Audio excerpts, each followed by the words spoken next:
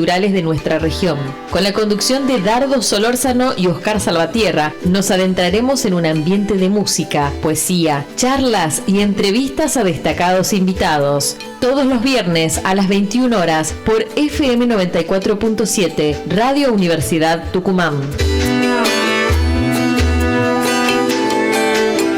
Sí, señor, buenas noches. Estamos en otra edición más de Radiopedia. La verdad que un viernes de lujo, ya terminando el año de diciembre, y nosotros, por supuesto, como siempre, la verdad que disfrutando de lo que es la cultura y el arte aquí en Radio Universidad. Pero no estoy solo, estoy acompañado por mi coequiper, el Facu Cacharpaya Salvatierra. ¿Cómo andás, Facu? Muy buenas noches, Dardín. Muy bien, espectacular. Te veo con la guitarra, venís a ensayar. Sí, vengo de un ensayo y preparando también la partida a Buenos Aires, porque la semana que viene estamos por ahí. ¿Te vas a tocar por allá? Exacto, sí, vamos a un teatro en Villa Crespo con 12 Alier. Cuerdas, con Alier Díaz Ferrer, sí. Un gran guitarrista cubano, y Ian también, Ian percusionista. Ian, también, sí, ¿no? nos acompaña Ian Torres, así que feliz porque se vienen vienen cosas lindas en lo musical, se vienen cositas, sí. Escúchame, ¿sabés que la verdad que nosotros estamos con un equipo tremendo? Le peleamos al diablo con este equipo que tenemos Contame. Y sobre todo porque tenemos en la operación al más grosso de todo el país. Estoy hablando de mi hermano Edgar Huanco. Edgar, ¿cómo estás? Sí. Un saludo inmenso. Y por supuesto lo tenemos al Messi del streaming. Escúchame, Luzo, Olga, todo eso no existen frente a mi querido hermano Lucas Barros, que hoy lo vamos a hacer labura lindo también. Lucas, un saludo inmenso. Pero sobre todo tenemos a la voz intergaláctica de Radio Universidad, mi hermano personal, José Abraham. ¿Cómo estás, José? ¿Cómo estás, Dardo? ¿Cómo andas? ¿Cómo te presento, hermano? Claro, vale por un millón. Me quedé pensando, dije, todo eso, ¿cómo voy a hacer ahora? Estamos para compartir. Sí, señor. Pero escúchame una cosa, José, yo no quiero perder más tiempo. Bueno. Yo por ahí siempre digo, le tengo que decir al querido Nico Rossi, le iba a decir que nos ponga un placar acá para que tengamos la camisa, el saco, porque la verdad que tenemos invitados de lujo, pero hoy va a ser una cosa que necesitamos un frac, hermano. Frac ahí, como me decía, escúchame, con el sombrero y todo. José, contame, ¿quién nos visita hoy? Nos visita Ana Inés Flores. Es una artista multidisciplinaria, nacida en Tucumán y consolidada como una de las referentes más trascendentes y prolíficas que dio nuestra provincia en los últimos tiempos en el desarrollo de las artes plásticas, el diseño y las artes visuales y de animación cinematográfica. Es licenciada en Bellas Artes de la UNT y máster en animación por la Universidad Politécnica de Valencia, España. También incrementó sus estudios en artes visuales y animación en distintas universidades en Buenos Aires, Brasil, Italia y Estados Unidos. Ha sido becada en 2 ocasiones por el Fondo Nacional de las Artes, Argentina, y ha recibido más de 15 premios nacionales e internacionales. Entre sus producciones, Ana ha realizado cortometrajes animados que se exhibieron en festivales de Argentina, Uruguay, Brasil, Chile, Estados Unidos, Rusia, entre otros países. Al mudarse a España, ha profundizado en su formación en la animación 2D y 3D, en realidad virtual y series, largometrajes y cortometrajes, además de desarrollar animación para videojuegos. Ha trabajado para marcas como Cartoon Network, Adidas, Nintendo, Hasbro, Chevrolet, Coca-Cola y TV Globo. En la actualidad, Ana está redireccionando las pulsaciones de su sensibilidad hacia los proyectos creativos que construyen sobre la conciencia social, la ecología y la perspectiva feminista de un mundo mejor, desarrollando mediante la experimentación artística, también en su faceta como muralista e ilustradora, una geografía de la belleza expresada en el lenguaje interior de su alma, dispensando así, mediante esa arquitectura onírica, obras y acciones artísticas que actúan como vehículos de divulgación de sus inquietudes en el campo de lo científico y cultural. Le damos la bienvenida al estudio Radiopedia en Radio Universidad a Ana Inés Flores y la recibimos con un fuerte aplauso. ¡Sí, señor! ¡Presentación! Y con la voz del locutor que tenemos. Tremendo, después pasame la que se la manda a la gente. Pero escuchame, sí, ve que no hablo de más yo. Tremendo. Todo el lujo Gracias. nomás. Bueno. ¿Para qué sirve LinkedIn después de esa pero la voz de nuestro locutor, tenemos el mejor operador de streaming, el mejor operador acá con Quiero él. ese audio después. Pero, escucha, una maravilla.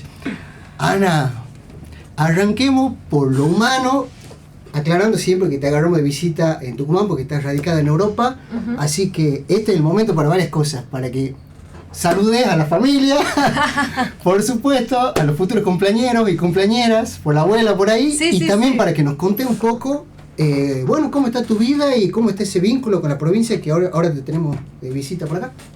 Bueno, es un lujazo estar aquí, la verdad. Gracias por la invitación, gracias por llamarme ahí a compartir. Bueno, nada, estoy muy contenta ahora porque justamente estábamos hablando antes de entrar que es un momento, yo ya llevo 7 años en España y es un momento en el que estoy planteándome un poco poder volver a Tucumán de alguna forma, pasar más tiempo acá, desarrollar proyectos aquí. Y desde que he llegado me ha sorprendido muchísimo la provincia, su nivel de producción y su nivel de creatividad es increíble. Desde que he llegado he visto muestras, he visto teatro, he visto cine y las cosas que están haciendo son impresionantes. Entonces da muchas ganas también de conectar con las personas que están haciendo cosas aquí, ¿no? Después de haber estado tanto tiempo lejos, así que muy contenta. Como 7 años ya, ¿no? 7 años en España, sí.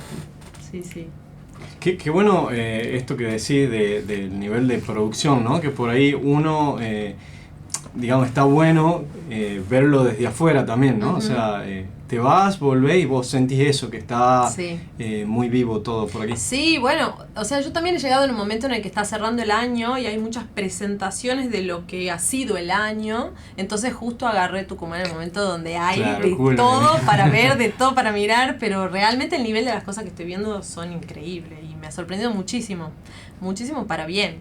Y todo lo que hay en movimiento independiente, en espacios independientes también, así que bueno, nada, re contenta hasta acá. Y bueno, vos sos parte de un producto también de esa tucumanía generadora de riquezas culturales. Quiero arrancar con una frase, una idea, y que más o menos dice: lo que creas te crea y lo que consumes, yo voy a decir consumís, te consume. ¿Verdad? Bueno, repetirlo: lo que creas te crea, lo que consumís te consume. ¿Qué representa para vos ese pensamiento? Y no solo como la intervención artística, que nos vas a contar también de qué se trata un poco, pero sino aplicado a tu obra, y si no existe también en eso alguna especie de conflicto entre lo que es el desarrollo, digamos, de tu capacidad creativa o de tu pulsión creativa artística desde el deseo personal, en contrapartida de esta faceta, digamos, laboral, en donde tenés que trabajar para una industria, ya sea de cortometraje, audiovisual, videojuegos, etcétera, etcétera. Lo que creas te crea, lo que consumís te consume. Sí. Contame. Bueno, no lo había pensado yo desde ese lugar de que tenga que ver con el trabajo, en realidad, como decís vos ahora, ¿no? Yo esa frase me viene también pensando desde una forma de cuando creás una obra o cuando creás lo que sea que estás haciendo como artista, creo que lo primero que creás es tu vida. Creo que lo que primero que diseñás es tu vida, la forma en la que querés vivirla, y ahí es donde vos empezás como a desarrollar tu creatividad y materializarla en este mundo, ¿no? Creo que esa es una forma en la que yo abordo lo que hago. Y a lo largo del tiempo en el que he ido creando situaciones para mi vida, o diseñando experiencias, o diseñando viajes, o diseñando proyectos en los que quiero estar, eso me ha ido construyendo a mí misma. Entonces hay como una retroalimentación entre lo que sos vos y lo que es tu obra, que es como, bueno, es como un hijo, ¿no? De alguna forma, que vas alimentando y eso después también te alimenta y te vuelve, te genera nuevas formas de pensar, te genera nuevas formas de estar en el mundo, y me gusta mucho esa interacción con tu vida, tu realidad, y cómo la transitas de una manera creativa para ir construyendo la persona que sos, ¿no? No es que vos sos algo, no sé, diferente y creas una obra diferente, sino que el estar siendo y el estar creando te va construyendo como persona. Y también creo que eso genera una forma de vincularte con tu entorno y con las otras personas que también tiene que ver con esa forma de construir. Entonces, a esta frase fue una intervención que hice en Valencia, donde imprimí un montón de carteles, los salí a pegar por todo el barrio, y fue una acción súper linda porque era muy inmediata. En el momento de pegar, obviamente esto es una acción totalmente ilegal, entonces tenés que ir con ¡Ah, qué bonito! Por supuesto. Mirá que no llegue el FBI ahora. Pará, vengo más ilegales todavía. No. En esto de que vas a pegar... Cerremos el programa acá ahora. No, otra jurisdicción. Acá no aplica. Bien, estamos perdonados. En este momento en el que salís a pegar, la gente lee una frase y ya se acerca y ya empieza a conversar y empieza a pensar en su propia vida, y eso genera un diálogo hermoso. Entonces me gusta porque es una forma de usar la calle como una exposición viva, donde en el momento en el que vos estás colgando eso y haciéndolo rápido, la gente ya se está acercando y viendo qué pasa con esto, ¿no? Entonces... bueno, lo que creas te crea, viene un poco de eso, y lo que consumes te consume, tiene que ver con un poco el consumo pasivo que hay cada vez más de redes, de contenidos, que nos hace quedarnos cada vez más quietos en el lugar, ¿no? Y no estar creando. Es el algoritmo que nos invade de algún modo. Sí, y es un poco salir de eso, activar, moverte y crearte a vos mismo en eso, en vez de estar consumiendo un discurso que no es el tuyo. Claro. Te escuchaba en esto de armar proyectos dentro de, digamos, por ahí de esa estructura que vos tenés, ¿te sentís un poco esquemática a la hora de diseñar, no sé, tus planes, proyectos, de ponerte tal meta, decir, bueno, cumplo esto, tengo tantas fechas? No, la verdad que no. Porque lo parecía, ¿no? Bueno, sí, yo tuve una época de muchísimos años donde he aplicado un método de organización personal que se llama GTD, Getting Things Done, y que sí era un método que he aplicado mucho para mis proyectos, mis procesos, y que me ha ayudado a conseguir un montón de objetivos, donde sí me ponía objetivos a realizar determinadas cosas. Pero yo creo que eso compite un poco con la forma de hacer más creativa, que tiene más que ver con un proceso mucho más vivo, mucho más despierto, y que tiene que tener como un contacto constante y atento con el alrededor. Que un método de creación con objetivos y con hacer esto y lo otro, al final termina atropellando un poco lo que está pasando alrededor. Y entonces, bueno, en los últimos años lo he ido dejando de lado. Obviamente lo tengo incorporado de alguna forma porque lo he usado, no sé, cuando lo empecé a usar ese método, en el 2011 o 2012. Entonces lo tengo un poco integrado, creo, pero hay un qué hacer nuevo que tiene que ver con el estar relacionándose y estar abierta a otras propuestas. Claro. Que es un poco menos, no sé, más presente. ¿Crees que hay un timing por ahí distinto fuera de Tucumán o de Argentina incluso a la hora de crear, de estar de manera, de algún modo productiva dentro de tu campo? La verdad no tengo idea. No te podría responder esa pregunta. Yo creo que estoy como muy inmersa en mis procesos. Sí. Y cuando participo en procesos colectivos, como no estoy en Tucumán en este momento creando en procesos colectivos, no podría hacerte esa comparación. Pero creo que también depende del grupo humano, depende de un montón de cosas. Claro. Vamos con una pregunta que capaz, no sé si la respondió en algún momento. ¿Dónde está la luz que me guía a la salida? Y de paso, en esto vamos a hacer trabajo un poquito a mi amigo Lucas. Contame un poco sobre Luminario y cómo nace esta obra. Paralelo a esto vamos a ir viendo imágenes mediante el streaming. Y bueno, quisiera que me contes un poco sobre este proyecto, cómo nace y si pintar terminó siendo un acto de reconciliación. Qué lindo, bueno. Luminario es un proyecto bisagra en mi vida. Yo venía trabajando en la animación hace muchísimos años, bueno, desde el 2010 más o menos empecé a trabajar, y en el 2023 tuve una situación bisagra. Estaba trabajando en videojuegos y por varias circunstancias terminé teniendo una especie de burnout, ¿no? Como le dicen. más específico, no exactamente un burnout, pero sí tuve... Lo traduzcamos al castellano, es un estado sí. de bajón, depresión, digamos, por presión laboral o presión Bueno, de así, cosas. más que nada me quemé, digamos, ¿no? Es como que te quemas. Una quema de cabeza. Una quema de cabeza, claro. que reventá y decís, no puedo más.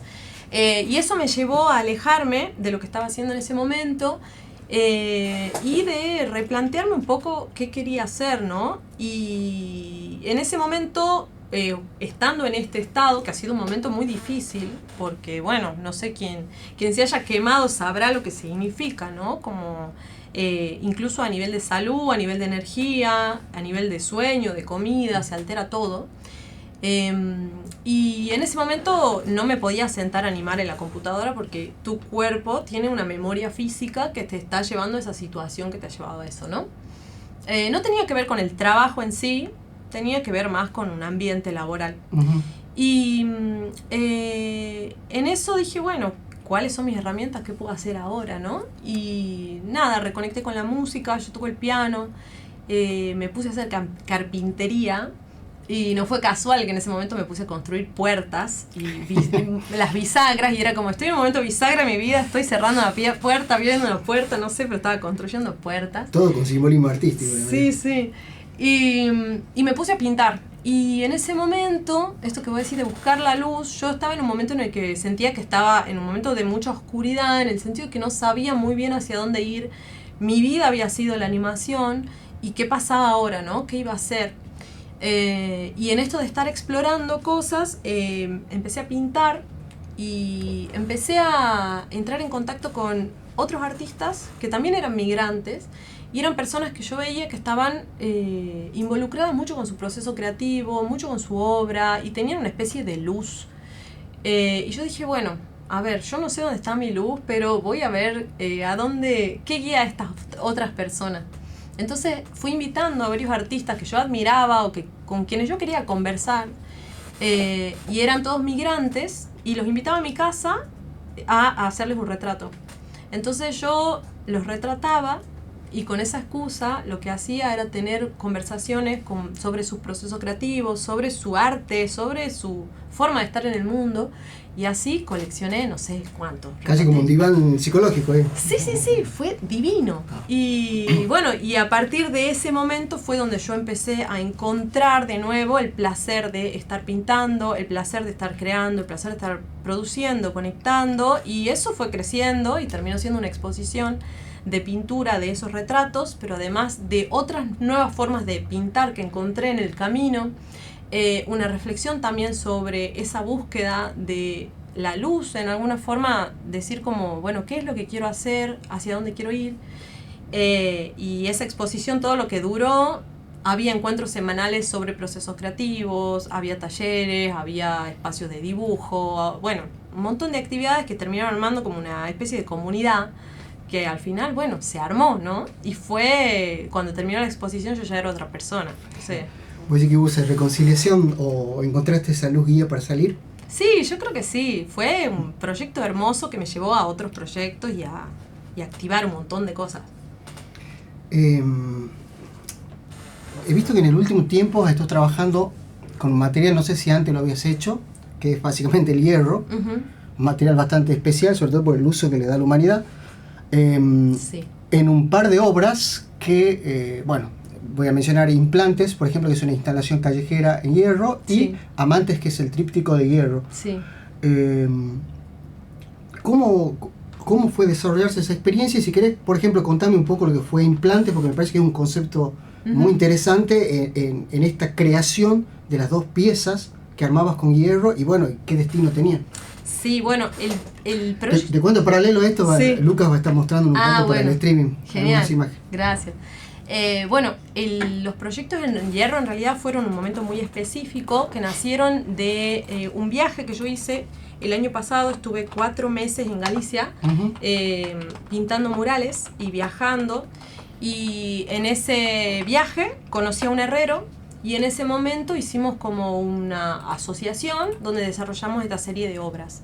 Implantes es un trabajo que consiste en 2 obras que se producen juntas en el taller como gemelas y una es desterrada al exterior ¿Cómo y la sería otra y es instalada ilegalmente también en espacios públicos a la intemperie. O sea, yo tengo 2 piezas de hierro. Exacto. Y vos decidís hacer con una qué y con la otra qué. Es como... Gemelas las piezas. Son 2 piezas gemelas, no son exactamente iguales porque son hechas a mano, pero una está llevada a la vía pública y que puede ser robada, bueno, está a la intemperie, entonces se desgasta, o cerca del salitre y también el hierro se va desgastando, y la otra está cuidada.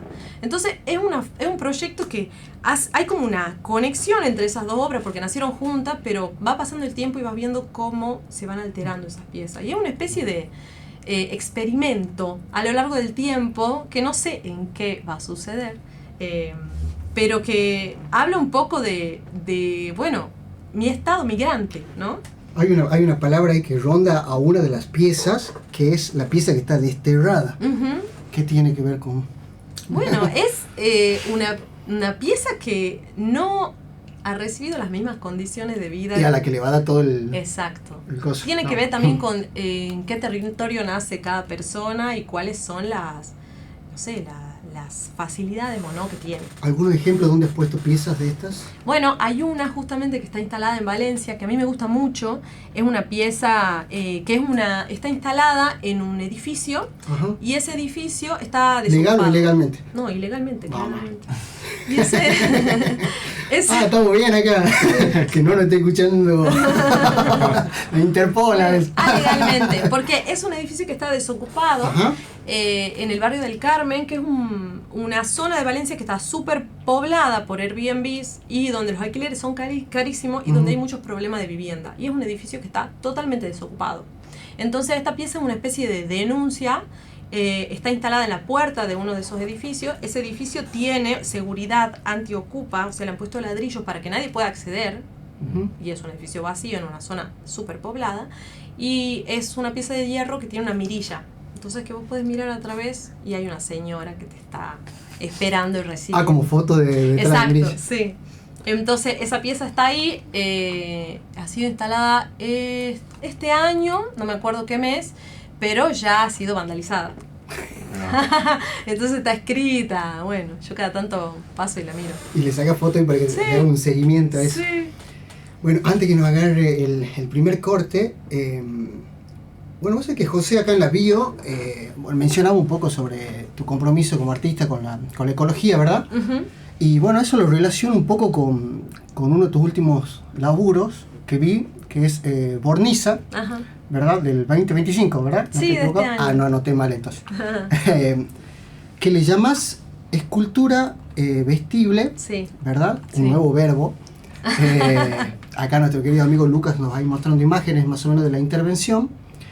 Y bueno, quería que me conté un poco de qué se trata esa intervención y sobre todo 2 conceptos que dejas, que es el concepto de cuerpo híbrido o nuevo cuerpo perceptivo. Primero contame de qué se trata este proyecto. Vale. Y bueno, después vamos sobre esos conceptos. Bueno, Borniza es una obra que he desarrollado dentro de una residencia artística que se llama Bosque Habitado y que es una residencia en la naturaleza, en un bosque de alcornoques, en un espacio donde en la península ibérica hay muy pocos puntos donde hay bosques de alcornoques y uno de ellos está en Castellón, que es en la Comunidad Valenciana. Entonces nos invitaron a varios artistas a usar este material para desarrollar nuestra obra. Y a mí, algo que me ha llamado mucho la atención, el alcornoque es el árbol de donde se saca el corcho, cuando se hacen los tapones de vino. Cabeza de alcornoque. El famoso cabeza de alcornoque, Claro. me juega un poco en contra, De ahí me viene. imaginé, pero bueno, ahí está. Este material es súper resistente y... O sea, sería la corteza del árbol. exacto. ¿Y se muere el árbol cuando le saca por la corteza? El árbol, Ajá. no. No, el árbol no se muere, se le hace 3 saques. Porque la canela le saca la corteza y se cae muriendo. No, el alcornoque tiene primero como una capa madre, que es la que genera la corteza, y si vos sacás la corteza sin tocar esa capa madre, el árbol sobrevive. Está como al rojo vivo, los primeros días como ensangrentado, y después va generando una nueva corteza. La primera corteza se llama bornizo, la segunda el segundero, y la tercera es el corcho, que ya se puede usar, porque cuantos más saques tiene el árbol, más homogéneo es el material y más se puede manipular. Entonces el bornizo, que es la primera capa del árbol, es la capa que no tiene un fin industrial, digamos, comercial, salvo para triturar y hacer los corchitos, pero no tiene mucho valor a nivel comercial. Pero ¿qué pasa? Es la corteza que más, es la primera y es la más resistente y la que más protege al árbol. Y lo que pasa es que cuando ese árbol no ha entrado en el circuito comercial, si ese árbol se muere, se cae, lo que sea, la madera se pudre en no sé cuántos años, unos 20, 30 años, pero el bornizo resiste unos 150 años. La madera sería la parte interior. Exacto. Y la corteza, que sería como la piel, haciendo un paralelismo con el ser humano, sí, queda viva. Queda viva. Entonces, ¿qué pasa? Vos podés encontrar como un árbol entero tirado en el bosque donde va a ser solo la corteza, y todo ese túnel que hay adentro de ese árbol se convierte en refugio para un montón de especies y regenera el bosque de alguna forma. Y a mí eso me ha impactado un montón de cómo ese cuerpo de un ser vivo que ya ha muerto sirve de cuerpo para otra especie y para protegerla. Tiene la misma función para una nueva especie. Y eso es lo que ha llevado a el desarrollo de este trabajo, también tiene que ver con la migración, tiene que ver con encontrar un lugar de refugio, tiene que ver con conectar con la naturaleza de otro lugar, ¿no? Y por eso he desarrollado esta máscara, que viene de una primera pregunta que es, ¿cómo suena un árbol por dentro? Yo quería hacerme un túnel gigante donde pueda entrar, era re megalomaníaca, y dije, no, tengo 3, 4, no, más días, 5 días para hacer esto, no puedo. Te con 20 árboles para la corteza. Entonces, nada, desarrollo esta obra, que es una escultura vestible, porque el público puede entrar y puede sentir todo, cómo se siente estar dentro de ese árbol. La humedad, el olor, la temperatura, bueno, todo, cómo se ve, y bueno, y yo necesitaba como contrastar esta pieza, entonces la llevé al lugar más tecnológico de Valencia, que es la ciudad de las artes y la ciencia. Y me gustaba mucho ese contraste, como de esta rudeza, de esta criatura que acaba de salir del bosque de alguna forma, que es esa máscara, con ese contexto de la civilización, la tecnología y toda la creencia de lo que es la evolución, ¿no? El futuro. Se ve muy futurista la ciudad de la ciencia. Totalmente. Acá estamos viendo algunas imágenes por Twitch. Uno supone que es un material más o menos liviano para... No. ¿O no? Porque me imagino... Va con la coraza de caballero de la cruzada. Bueno. No, es pesadísimo, es pesadísimo. Para los que están en la radio, tiene un gran tronco ahí. Sí, es pesadísimo. Y es un tronco de, no sé cuánto mide al final. La máscara medirá 1,50 m de alto o algo así. Claro. Y es súper pesado. Sí. Esto se produce en el marco de un campamento, me dijiste, ¿verdad? Es una residencia artística financiada por la Unión Europea y con Cork Experience se llama, que es como una asociación alrededor del corcho y la revalorización del corcho. Y Cor de Suro organiza... La temática ya está dada. Exacto. En realidad la temática no, es el material. Ajá. Hay otros artistas que hicieron cosas totalmente diferentes, pero siempre usando el corcho como material principal de la obra. Claro. Bueno, la verdad que tenemos para sacarle jugo a esta entrevistada. No es como el corcho, pero yo creo que vamos a, como te decía, es de frac el programa de hoy, porque vamos a estar tratando temas muy interesantes, sobre todo con, me parece, una de las artistas creativas más importantes del último tiempo que tiene nuestra provincia. Así que, Edgar, si te parece, vamos al primer corte y después seguimos con nuestra querida Ana Inés Flores. Un ambiente de música, poesía, charlas y entrevistas.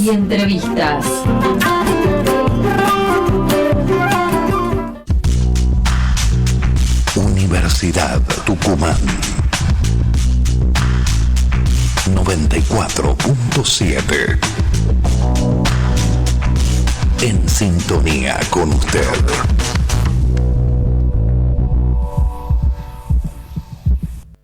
Conéctate a la nueva forma de ver televisión.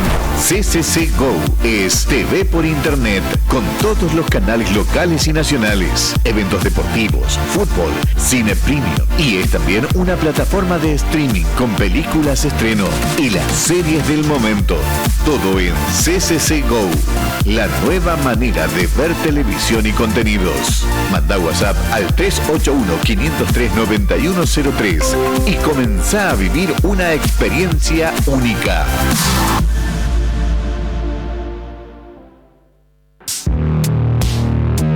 Docentes en Debate, el programa de la Asociación de Docentes e Investigadores de la Universidad Nacional de Tucumán. Toda la realidad política y gremial de la docencia universitaria. Docentes en Debate, todos los lunes a las 19 en Radio Universidad Tucumán 94.7.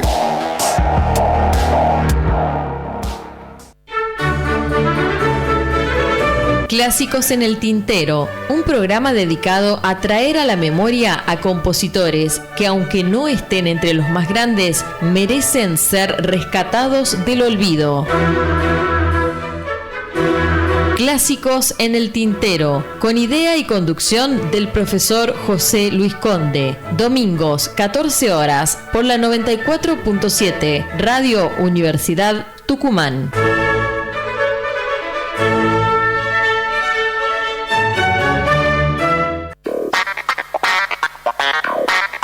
Porque vos también sos parte de la radio. Seguinos desde cualquier parte del mundo. Escuchamos online en www.radio.unt.edu.ar. Radio Universidad en Internet. Una forma distinta de hacer radio.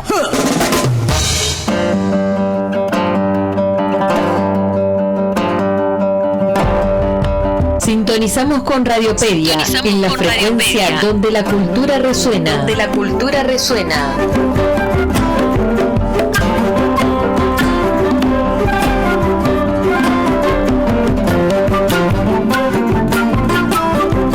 Sí, señor, qué tema que estamos escuchando, ese Profundo Norte. No sé de quién es. Lo llamo a averiguarlo. Pero escúchame, Facu, la verdad, ¿era de Fraco no hoy? Sí, sí. ¿Has visto, hermano? Necesitamos, mira, sí, lo veo a Edgar que se está poniendo el moñito todo, escuchado. Le falta, ¿cómo se llama el copete ese? ¿Cómo lo estamos haciendo trabajar mi hermano Lucas también hoy, hermano? Pero todo bien, ¿no? Lo veo ahí que está de maravilla, le hace un gesto, ¿no? No sé si me está puteando. No, todo bien. Lo voy a volver a hacer trabajar a Lucas porque, aclaro de vuelta en esta segunda parte que estamos con nuestra invitada de lujo, con Ana Inés Flores, gran artista multidisciplinaria de Tucumán, que está radicada en España en la actualidad y que está de visita por la provincia. Está de visita, me imagino, me pasaron una información de que próximamente cumpleaños de familiares, de abuela, ¿puede ser? Hoy cumpleaños un gran amigo mío. Ah, saludemos. Dante Martínez, te mando un saludo prometido. Cumpliste. Hoy cumplía años, sí, yo le dije que le iba a mandar saludos porque no lo podía encontrar porque está trabajando, está siempre trabajando. Después te mandó el video y decís, mira, te saluda. Sí, Dante es un gran artista. ¿También? Sí, trabaja con audiovisual, interactivo, hace todo, es un genio. Y ya vamos a abordar también esa faceta tuya, pero antes, a mí me gustaría preguntarte en realidad, sobre, al menos lo que vemos en redes, ¿viste? Que nos vamos siguiendo y enterándonos de qué hacen los artistas. Te he visto en un proceso ocupado, en realidad, el proceso de experiencias artísticas, más precisamente relacionadas con el muralismo, ¿verdad? Así que nada, me gustaría que me contes un poco cómo abordaste esa nueva faceta, o no sé si está nueva, de muralista, y bueno, ¿y cuál es tu búsqueda detrás de ella? Porque además vi que ibas en una camioneta, sí, cual loca de la vida, recorriendo pueblos de España y Portugal, con este proyecto. Contame de qué se trata, y sí, bueno, por supuesto, nuestro querido amigo Lucas nos va a estar mostrando uno de los trabajos en un pueblo en particular. Bueno, sí, lo de los murales en realidad yo lo hago, no sé si yo me considero una muralista. Ajá. Creo que no. ¿Por qué? ¿Qué tendría que ser para ser muralista? No lo sé, quizás una forma de, no sé, yo lo veo mucho como un proyecto comunitario. Y a mí me conecta mucho lo del mural como algo que vos desarrollás en el espacio público, lo podés desarrollar con otras personas, no necesariamente sola. Y hay algo de conexión con ese lugar que me encanta. Este proyecto que hice en Galicia, el más grande, es un mural dentro de un proyecto que se llama Aldeas Vivas, que es para revalorizar algunos pueblos de España que se consideran como vaciados, ¿no? El famoso concepto de la España vaciada, donde de los pueblos se ha ido mucha gente, donde hay mucha memoria de emigrantes, de que cada vez son menos y de que se van a olvidar, se van a morir y van a quedar estas Porque casas se están yendo los vacías. jóvenes y están yendo solamente la gente grande, ¿eso sería? Exacto, sí. Ajá. Y este es un pueblo que se llama Navia de Suarna, que tiene en este momento 150 habitantes solamente, y tenían una pared ahí y una asociación de jóvenes que se ha formado justamente para mover el pueblo, para mover más la actividad y para llamar a los propios jóvenes que habían nacido ahí, se han ido, para que vuelvan y puedan hacer cosas, ¿no? Y dentro de este proyecto me llamaron para pintar un mural y como reactivar de alguna forma a través del arte ese espacio. Y fue un proyecto hermoso porque, bueno, yo no conocía ese pueblo y tuve que documentarme un montón. Y creo que me llamaron por eso también, porque yo vengo realizando mucho trabajo con comunidades, con culturas diferentes en las que me tengo que documentar muchísimo para poder llegar ahí y conocer ese lugar, para poder trabajar con las personas del lugar. No es que caigo ahí como, vamos a pintar un mural, sino que ya, claro, ya hice una serie de entrevistas, una investigación sobre la historia del lugar, sobre la fauna, la flora, y con todo eso hacer una propuesta, que es una propuesta viva. Porque o sea, vos no vais a pintar, sino que decís, esta es la idea. Y te ellos volvés dicen, parte de eso. Exacto, yo digo, esta es la idea, ¿qué más pasa? Y hay un intercambio constante con la gente del pueblo que está diciendo, no, está faltando esto, no, esto así, esto así. Después llego al lugar y me doy cuenta que la pared era más grande de lo que parecía, de la media que me habían pasado. Y empieza un intercambio con la comunidad que también empieza a participar de ese proceso, viene, ayuda a pintar, viene y participa de las ideas y me empieza a decir, falta tal cosa, ¿no? Y empieza a reactivar un poco la memoria de ese lugar y eso es hermoso. O sea, yo, por ejemplo, una de las figuras que tiene el mural es una abuela tejiendo con un método no tejiendo, está hilando, con un método de hilar. Como el cardador que tiene. Sí, tiene como, no sé cómo decir, un dispositivo de madera que ellas van girando y van enroscando la lana. El cardador, el palito. Un palito, Claro. Sí. Muy típico de esa zona. Y todo eso lo pude hacer gracias a una abuela de ese pueblo que se dispuso a explicarme cómo se hacía. Y yo en ese momento estaba acá en Tucumán el año pasado, estuve poco tiempo. Y gracias al intercambio de esa abuela con mi abuela, pude poner a mi abuela de modelo, que esto es hermoso. Y la disfracé como con las ropas típicas de Galicia para tenerla como referencia y después la pinté en el mural de allá. Y eso hace que las personas vengan y digan, che, yo me acuerdo que mi abuela tenía este uso y hacía este hilo y todo eso va reactivando todo un diálogo con esas personas que empiezan como a recordar también y a tener plasmada en esa pared en la que circulan todo el tiempo parte de su memoria. También he pintado el mapa del pueblo y la forma que tenía el río y empezaron a contarme cuándo había crecido el río, lo que había pasado. Entonces empecé a participar de mucha memoria de ese lugar y a conocer a otros artistas y a conocer que hay un montón de artistas que están re escondidos, que no se quieren mostrar tampoco, ¿no? Personas que, no sé, que han dibujado toda la vida o han escrito toda la vida y que tienen un montón de obra y que están súper conectados con ese espacio. Así que para mí fue un aprendizaje enorme. Yo tenía que pintar el mural en 3 semanas, me quedé 3 meses en el pueblo.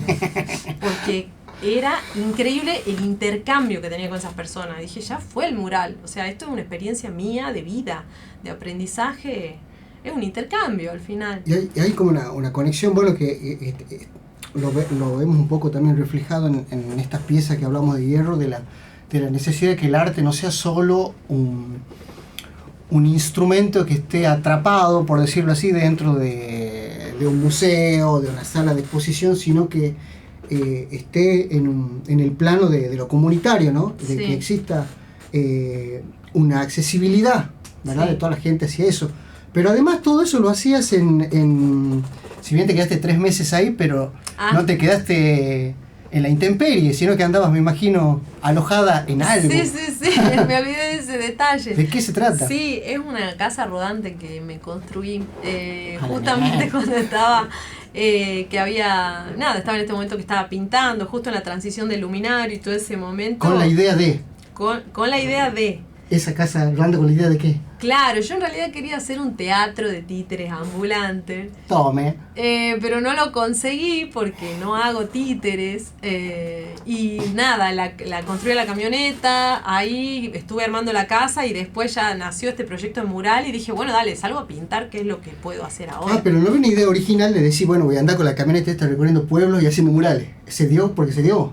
Claro, o sea, mi idea original era hacer un teatro de marionetas que tiene que ver con la animación, que es lo que yo hacía. Ajá. Pero se dio el mural y un mural llevó a otro y de repente alguien me encargó otro mural y así, taca.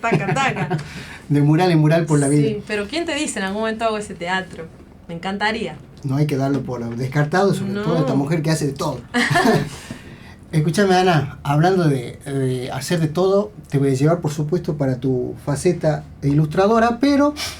no voy a decir que vamos a entrar en un tierral, pero veamos si puede ser así o no. ¿Vos crees que existe un conflicto entre el uso de la tecnología digital, digamos, en el arte plástica, digamos, en contraposición con la tradición de agarrar el pincel y pasarlo sobre una tela o los lápices y una hoja, o no existe tal conflicto? Yo creo que son herramientas diferentes, ¿no? No sé si me estás hablando específicamente de la... No, porque sé que también trabajas ilustraciones digitales, sí, y también pintura, tenés, sí, como las dos campanas, bueno, pero no sé si existe eso. En mi caso yo soy muy híbrida para trabajar y creo que mi proceso de ilustración... Pero lo que pintan con pincel no los mira mal a los otros. Ah, ¿o no? Yo eso no lo sé. Eso... No quería entrar al tierral ahorita. No quiero hablar por el lugar de otras personas. Bueno, pero contamos cómo la experiencia. No, yo creo que son herramientas diferentes y que cada una te ofrece cosas diferentes, ¿no? Y en mi caso, mi proceso es súper híbrido. Yo siempre arranco desde el papel. Uh-huh. Me da mucha gracia porque yo empiezo el papel y generalmente termino retocando en digital. A veces no, a veces quedo en el papel. Pero muchas veces termino llevándolo a lo digital y es como un reflejo de haber nacido en ser una millennial que ha vivido este proceso de digitalización, pero no deja que sus orígenes sean totalmente analógicos. Pero creo que son herramientas diferentes. Yo estuve trabajando... o sea, no compite una con la otra. No, yo creo que no. Ofrecen cosas totalmente distintas. Y creo que esos procesos se van hibridando también, ¿no? Porque hay algo del uso de la máquina que no nos es tan natural, uh-huh, por la costumbre de uso de herramientas que tiene nuestro cuerpo, pero que eso también se va adaptando y va cambiando, ¿no? Yo en el último tiempo que estuve trabajando en animación estuve animando dentro de la realidad virtual, que es ponerte unos óculos y agarrar como estos mandos y pintar alrededor tuyo y en el espacio, y eso te permite un manejo del espacio, de la pincelada o del lenguaje muy diferente al que puedes tener analógico y muy diferente al que puedes tener en una computadora de una forma más tradicional, pero con herramientas digitales. Entonces todo eso va cambiando un montón, va rapidísimo. En función también con esas ilustraciones, por supuesto, mi hermano Lucas siempre atento, quiero preguntarte sobre un proyecto tuyo específico de ilustraciones. No sé si tiene nombre, pero creo que puede andar por mujeres guerreras o algo así, pero son personajes femeninos, digamos, que están en lámina. Sí. Que vi que moviste muchísimos, inclusive que entrabas en el mercado de venta de esas láminas. Sí. ¿Cuál ha sido tu búsqueda, digamos, y el sentido de hacerlo eso, y digamos, y también qué elementos e ideas han ido nutriendo cada imagen? Que bueno, Lucas nos va a ir mostrando en el streaming algunas, sí, de esas láminas. Contame. Bueno, yo tengo un trabajo que vengo haciendo hace mucho tiempo que es alrededor de la imagen de la mujer, ¿no? De la figura femenina. Uh-huh. Creo que tengo muchas figuras femeninas referentes desde mi infancia. Mi familia está conformada por muchas mujeres y hay algo en esas figuras que a mí de alguna forma he querido homenajearlas, ¿no? También he participado en muchos proyectos feministas, en muchos proyectos de valorización de las mujeres, del trabajo de las mujeres, y esto es, yo creo que una forma de ir sacando distintos aspectos de estas mujeres que he ido conociendo, que me han ido inspirando, o relacionarlas con la tierra, o mujeres que son formadas de ciertos elementos, ¿no? De vegetación, de agua, de tierra, son como una especie de musas que yo me pinto a mí misma como para inspirarme quizá. No hay una elección así que diga tiene que ser la mujer, porque no, ha nacido naturalmente, ¿no? Es como si fuese esa figura desde la neutralidad, que generalmente se representan personajes masculinos desde la neutralidad o lo que se considera neutro, pero a mí me surgió así. O sea, esto atravesado por por vasos comunicantes, le digamos así, también de un clima de época, ¿verdad? O de dónde nace, o tenés una militancia particular dentro del feminismo, o sentías una necesidad de momento solamente. No, yo creo que todas fueron surgiendo. De hecho, muchas de ellas surgieron de una práctica que yo hago desde hace muchísimos años. Yo escribo y dibujo y tengo cuadernos y cuadernos y cuadernos y cuadernos. No, pero no lo hago de forma profesional, claro. ¿No? Lo hago como si fuese un vuelco creativo. Es un ejercicio que surgió en la facultad cuando yo estaba estudiando. Como para tener ideas ahí, colgadas. Sí, es como para registrar tu proceso creativo. Lo empecé en el taller C, yo cursé el taller C, y he ido acumulando esos cuadernos y nunca he parado de hacerlo. Y lo que me empezó a pasar es que a veces me levantaba en medio de la noche a dibujar. Era como que me despertaba con una imagen y escribía o la dibujaba, y muchas de esas mujeres vienen de esos dibujos.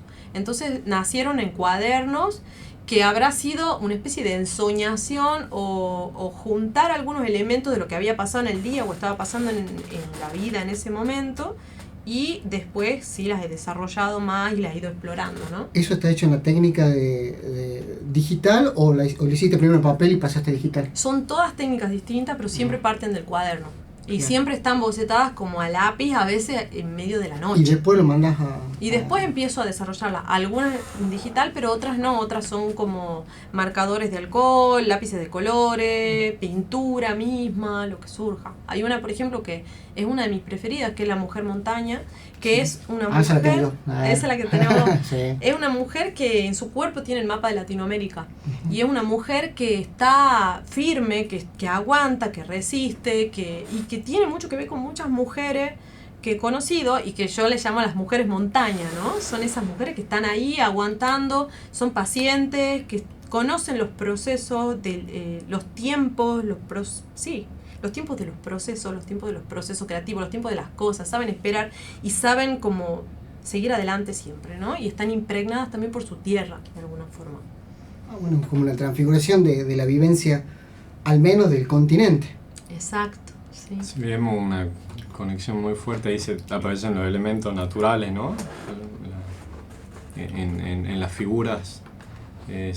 Supongo que está muy presente en todas tus obras, ¿no? Sí, la naturaleza siempre. Yo siempre tengo mucho contacto con la naturaleza y sobre todo con las plantas.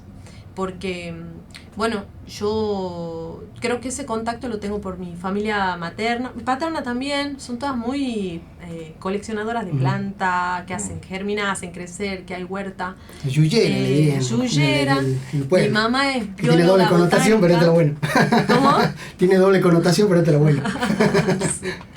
Sí. Mi mamá es botánica y mi abuela, ella tiene una farmacia, que es la farmacia Hidalgo, y donde ella hace las... Los preparados que se hacían antes. ¿Viene esa generación? Sí. Entonces mi abuela todavía cosecha ella las plantas. Te pongo un stop ahí porque recordemos, la muchachada por ahí cree que la leche sale de la heladera y no de la vaca. Que históricamente los farmacéuticos hacían los preparados, que eran los papeles, las pastillas, todo. Ahora, por supuesto, las grandes farmacéuticas te mandan todas las cápsulas, todo eso. Pero antes, sobre todo para los millennials, centennials, que no tienen idea, uno iba al farmacéutico le decía, me duele acá, y te armaba un preparado. Exacto. Hecho acotación, seguimos por ahí. No, bueno, todavía se trabaja, sí. Ah, ¿se sigue haciendo Y todavía? es precioso, sí. Y bueno, entonces en mi familia siempre hubo libros de plantas, libros de flores, las propiedades de las plantas, y yo misma iba con mi abuela a la yunga a, no sé, cosechar antibióticos, que los Claro. puedo reconocer gracias a que me han enseñado, y después ir al laboratorio y hacerlos preparados. Entonces hay una conexión, especialmente con las plantas del mundo vegetal, no tanto con los animales, pero sí más con las plantas, que viene muy de ahí. No quiero relacionar con lo que hablamos de ilegalidades porque no vamos por la rama. Bueno, escúchame, antes que nos agarre ya, y esta vez para que no me rete el profe Montini, mira, lo digo en público, vamos terminando antes. Lo mandó al frente. Hemos hablado de naturaleza y inmediatamente me acordé de que estuviste dando un taller muy relacionado a la naturaleza en Tafí del Valle. Sí. Y además, te lo voy a mechar para que después hagas el comentario, vas a estar dando un taller Sí. en Escuela de Cine Sí. acá de la universidad, pero antes contame un poco qué es lo que ha sido la experiencia esa de Tafí del Valle, Ujú. y después pasamos para el taller que vas a dar ahora. Bueno, yo me vengo dedicando a la animación muchos años y vengo dando muchos talleres de animación, pero ahora últimamente mi trabajo, que ha estado muy conectado con la tierra, con las comunidades y con las historias de los lugares, viene acoplándose de alguna forma a las propuestas de los talleres que voy haciendo, ¿no? En el sentido ecológico, en el sentido social, en el sentido de construcción de narrativas también.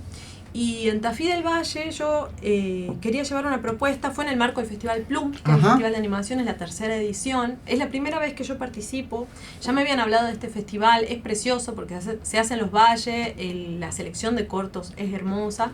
Lo organizan Nay Neder y Duilio Gatti al festival. Y bueno, me invitaron a participar y yo di un taller de animación que justamente conectaba con el espacio. A mí me parece súper especial que se haga un festival de estas características en un lugar como Tafí del Valle, que es un territorio que de alguna forma está en conflicto porque tiene capas de poblaciones, capas de historia que han pasado por el lugar, que tienen que ver con la colonización, que tienen que ver con el uso de los recursos, que tienen que ver con una comunidad que está ahí, una comunidad que está preservando su memoria, su identidad, la está resignificando, y al mismo tiempo tiene que convivir con una comunidad de personas que está yendo a vivirla desde un punto de vista turístico. Bueno, nada, me parece un territorio súper rico para sacarle mucho jugo. Entonces hemos hecho un taller en colaboración con el Museo Jesuítico de la Banda, donde la encargada del museo nos ha hecho una introducción sobre todo la historia de Tafí, el territorio y sobre los materiales. Mi propuesta era trabajar con los materiales. Entonces hicimos una caminata y en esa caminata fuimos recolectando Vos lo ibas a materiales. hacer un corto. Exacto. Ajá. Nosotros recolectamos todos esos materiales y una vez que llegamos al museo, ya estaba montado el set para animar, hice una pequeña demostración de cómo se anima, y se animaron historias inspiradas en el lugar, en Tafí, con los materiales que encontrábamos alrededor. Y para mí es un taller donde despierta muchísimo la imaginación, porque no es lo mismo animar un personaje que ya tengas diseñado, que tiene brazos y piernas, a animar una piedra que le tenés que dar un carácter, que tiene que demostrar cierta como, no sé, como Vida. su vida, su alma, su intención.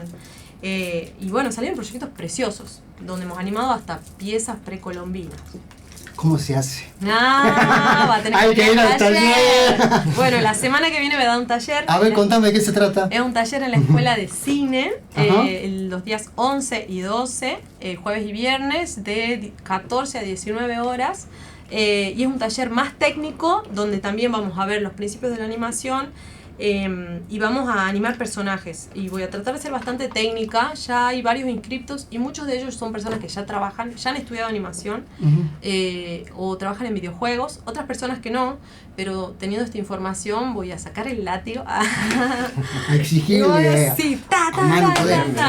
Así que nada, me Tiene copa, que estoy ser. bastante emocionada con... ¿Dónde se busca el link para la gente que se quiere inscribir? Me imagino que hay espacio todavía. Bueno, en las redes sociales de la Escuela de Cine se Ajá. encuentra y está el flyer, si no en mis redes sociales, yo soy Ana Inés Flores, está anunciado ya el taller, hay un formulario para inscribirse y bueno, es la semana que viene en la Escuela de Cine. Tenemos que ir a echar para allá sin falta. Vengan. Bueno, Anita, mirá qué prolijo que soy, ahorita termino a tiempo todo. Mirá cómo me miran de allá. Hasta ahora estamos bien. Y no lo veo el Checo Montini, mirá. Bueno, Facu. Bueno, antes que Facu, Ana. No, gracias por a favor. ustedes. Un placer. Ahora hablando de mí, espero no haberlo aburrido. No, nos has tirado la info que nos ha servido y nos ha alimentado el alma realmente. Sigo diciendo siempre la calidad humana que hay en Tucumán, los artistas inmensos que hay. Solamente hay que ponerle un poquito la lámpara para que los veamos. Pero me parece que estamos, y acá hay un ejemplo con Ana Inés Flores. Pero escúchame, primer nivel mundial. Bueno, Ana, el agradecimiento que estés acá. Facu, nos tenemos que ir. Saludando a nuestro equipo. Nos encontraremos el próximo viernes 12 de diciembre en otra noche de Radiopedia. Ha sido un gusto tenerlos a todos. Gracias Edgar, gracias Lucas, gracias. José, andrá por ahí, profe Montini, gracias.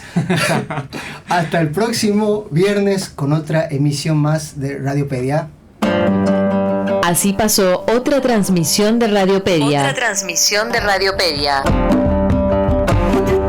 Seguí vibrando en la frecuencia de nuestro programa el próximo viernes a las 21 horas.